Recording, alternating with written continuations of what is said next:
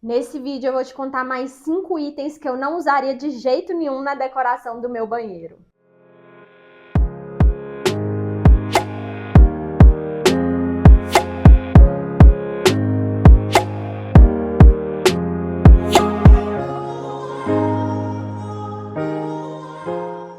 Oiê, eu sou a Thaisa Tosati, sou psicoarquiteta, sejam bem-vindos de volta ao nosso canal. E como eu falei no início, aqui eu quero te contar mais 5 itens que eu não usaria na decoração do meu banheiro.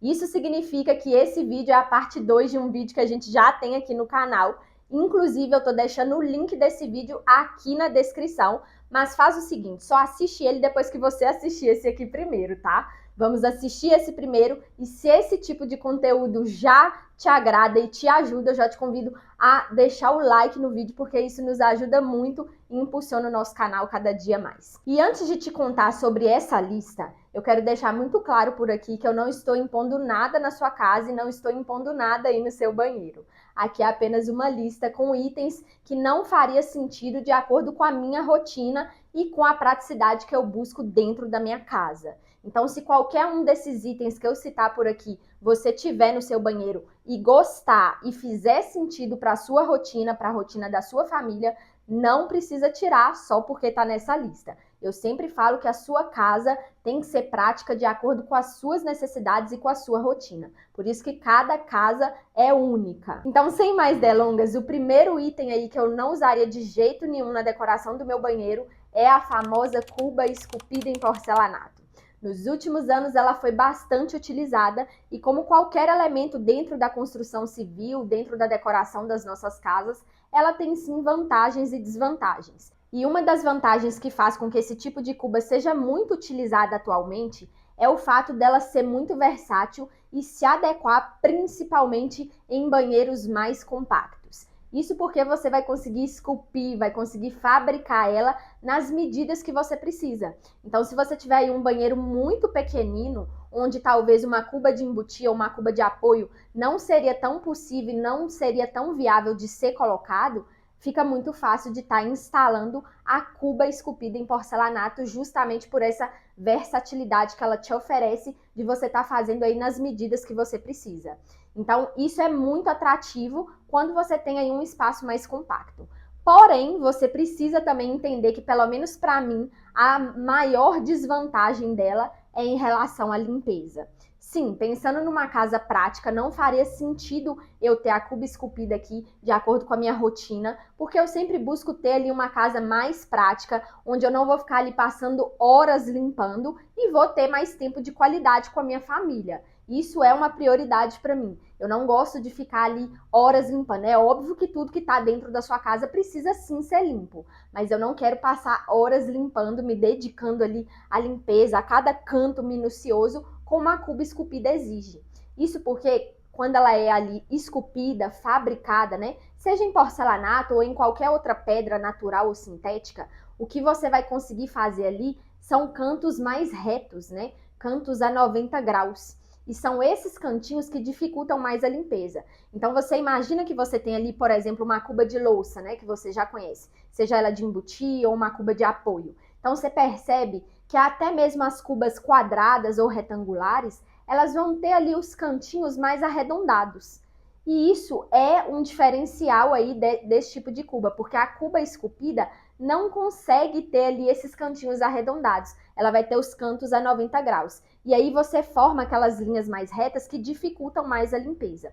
A única pedra que você consegue fazer aí a sua cuba esculpida, que você vai conseguir também fazer o canto mais arredondado, é o SSM. Mas aí você precisa investir, né, um custo mais alto aí, porque é uma pedra que tem um investimento mais alto. Mas as outras pedras você vai fazer ali esse cantinho a 90 graus que vai dificultar a limpeza. Inclusive, dependendo do modelo de cuba esculpida que você escolher aí, dificulta ainda mais. Porque a gente tem modelos ali que vai ter a rampa fixa, ou que vai ter a bandeja reta, e aí você vai precisar fazer ali uma bandeja que oculta a válvula da cuba, por exemplo. Essas bandejas muitas vezes ficam mais pesadas, né, para você ficar tirando e limpando ali, né, para um juntar limo, um juntar sujeira. E quando tem a rampa fixa, é ainda pior, porque você não consegue estar tirando, né? Você não consegue estar removendo a bandeja para fazer limpeza, vai mais cantinhos ali. Então, assim, de acordo com a minha rotina, não faria sentido nenhum eu ter esse tipo de cuba aqui no meu banheiro. Eu prefiro investir numa cuba de louça, uma cuba de apoio, que é muito impactante, ou uma cuba de embutir. Inclusive, se você quiser conhecer todos os modelos de cuba e entender as vantagens e desvantagens de cada um aí para o seu banheiro, também tem um vídeo aqui no canal ótimo sobre isso, que eu tô deixando o link na descrição e também aqui nos cards. Mas agora eu fiquei curiosa, me conta, cuba esculpida, você é do time que ama ou do time que não quer ver de jeito nenhum? Me conta aqui nos comentários. E já que a gente falou das cubas, um outro item que não é tão usual aqui para minha rotina é a torneira com a bica mais baixinha, sabe?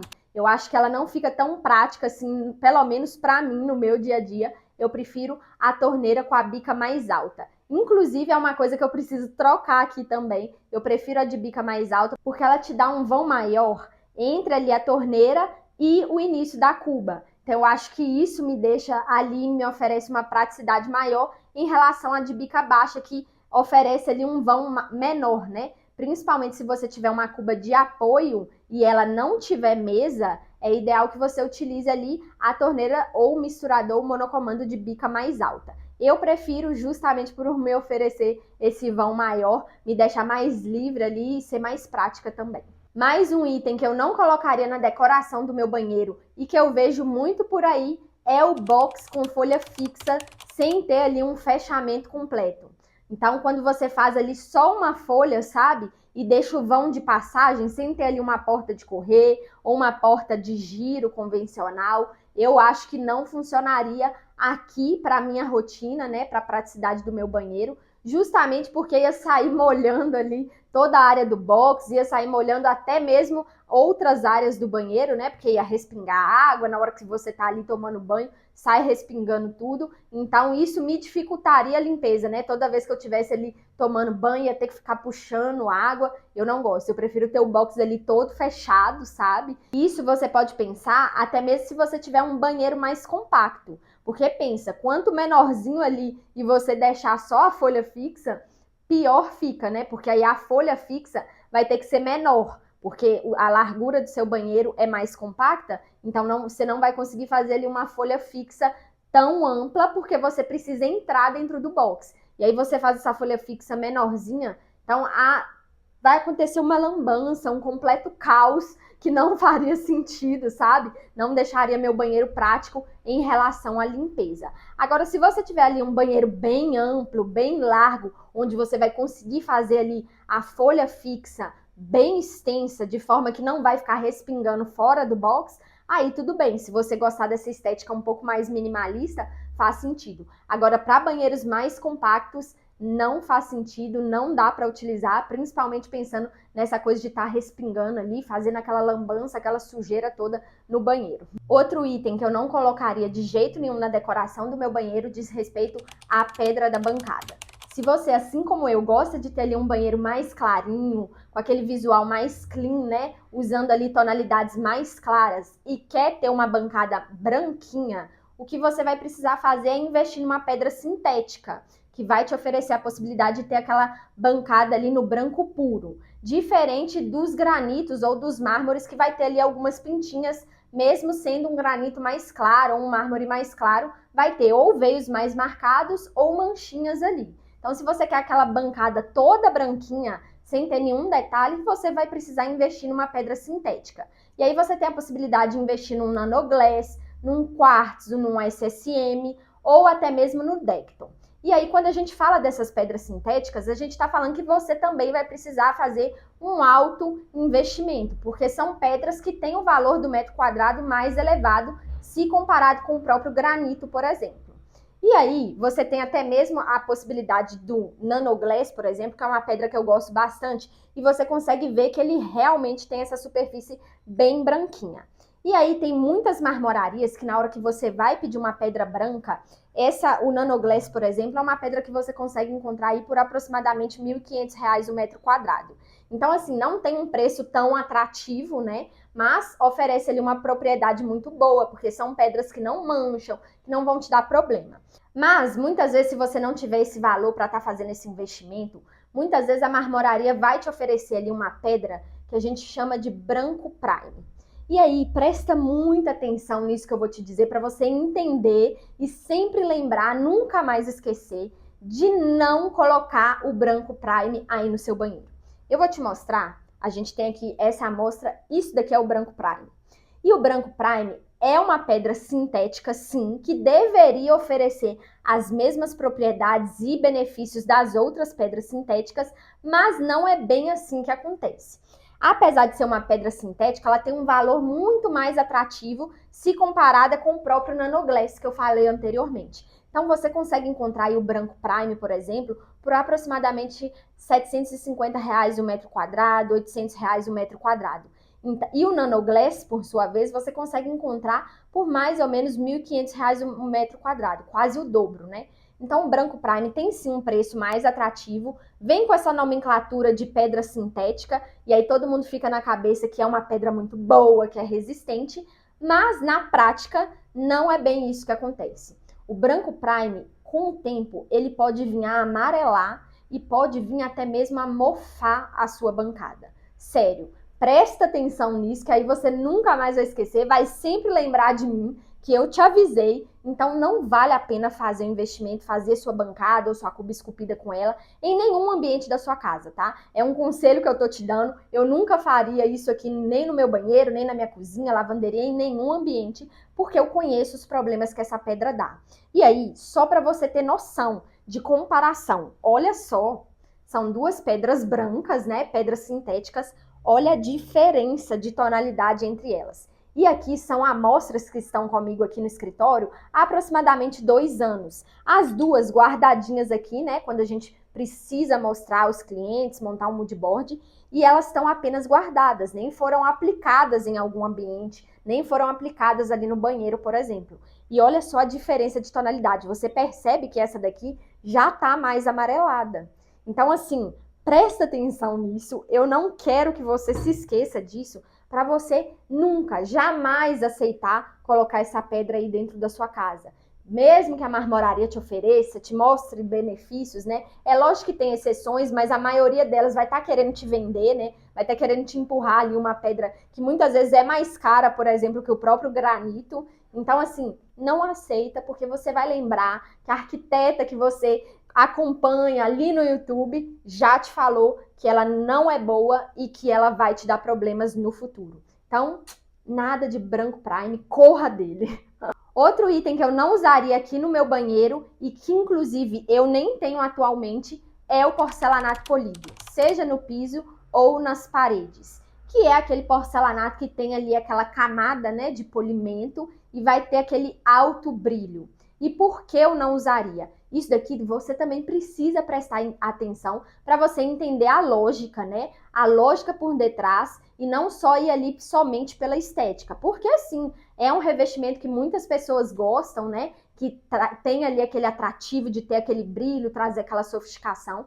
Mas é um elemento que, falando de estética, vai refletir muito tudo que está ali no seu espaço, então reflete a iluminação, a claridade, duplica, né? Quase como se fosse uma superfície espelhada. Então isso causa um carregamento visual para dentro do seu banheiro, mas para além dessa questão mais estética, a gente tem uma questão técnica. E muitas vezes as pessoas não prestam atenção nisso, inclusive na hora de você ir no depósito aí, ou na boutique de porcelanatos, de revestimentos, os vendedores vão te oferecer, não vão falar ali que tem problema, mas não é indicado, tá? Não é indicado mesmo que você utilize porcelanato polido, principalmente no piso de áreas molhadas, como é o banheiro. Por quê? Esse tipo de área que vai ter ali contato com água, com outros elementos, né? Sabonete, shampoo, condicionador, elementos que quando entram em contato com água vão causar ali uma superfície com a possibilidade de causar acidentes, escorregões,